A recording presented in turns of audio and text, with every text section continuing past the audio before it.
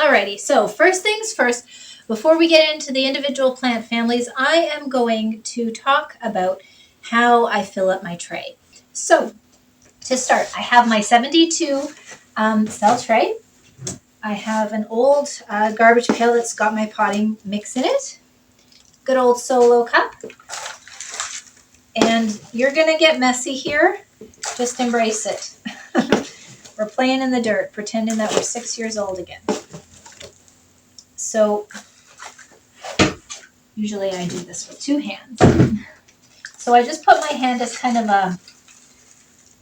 a little fence and then push in, do one run through where I just kind of push it all in, and then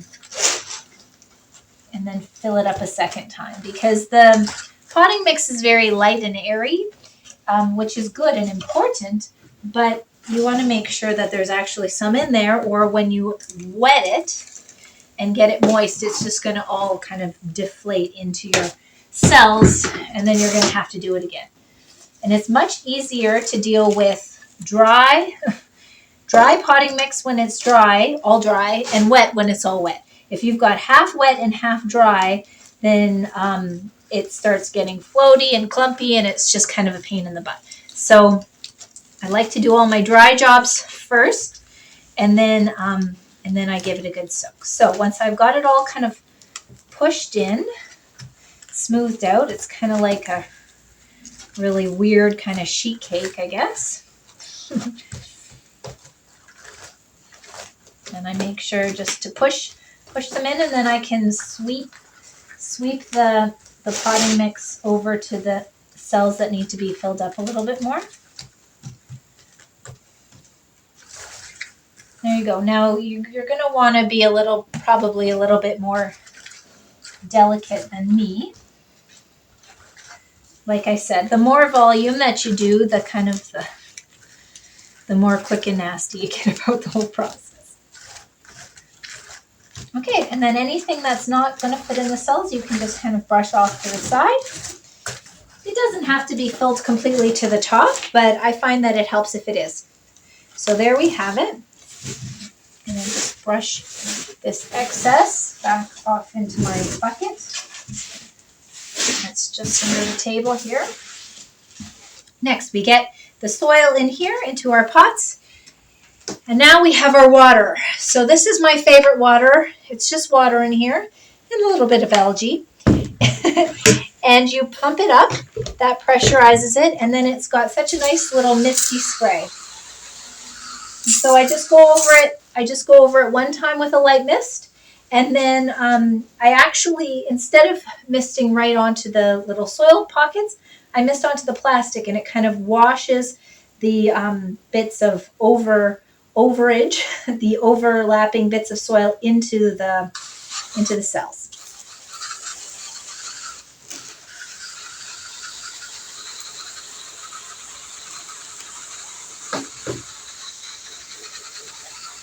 I find this so satisfying.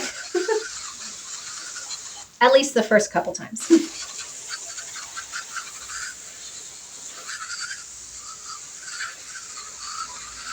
It does take a while for the potting mix to fully absorb the water, but you do want to make sure that it's really thoroughly moistened.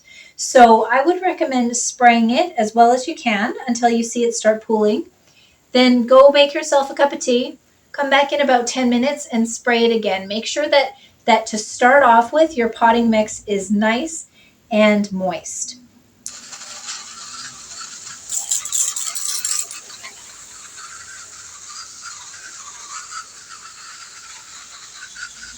And yeah, basically there you have it. So like I said, do 2 rounds of moisture, and then it will be all prepped and ready for our seeds. All right, guys, so a few quick words of advice from somebody who's learned the hard way about getting organized when you're starting seeds.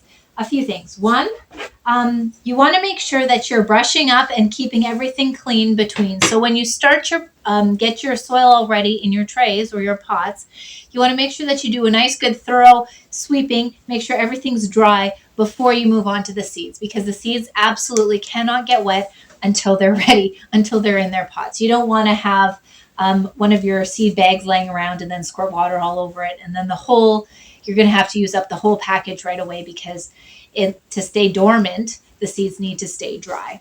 Another thing is about labeling. So I usually use popsicle sticks, and I stick them in, and then I label for sections. Now, I have tried every type of writing utensil under the sun, and most of them, once they get out or they're watered and everything, they run or they leak, and then you can't read what it is. But believe it or not, the trusty old pencil and the graphite doesn't leak in the water. So even though you would like to think that probably a pen or a Sharpie would be a better choice, I have decided after 10 years to fall back to the old pencil, because even though it's not as bright to see early on, it lasts better than anything else that I've found.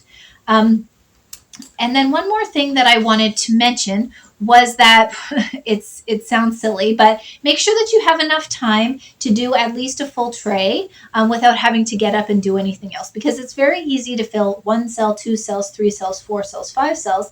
But if you have to get up and then you come back, especially with seeds that are black, once they get into the potting mix, you can't necessarily see whether you've filled it or not. So don't count on the fact that you'll be able to see what cells or pots you've already put seeds in. You have to make sure that you're marking as you go. You've got enough time so that you can do the whole set in one sitting, and try your best to minimize distractions, as hard as I know that can be.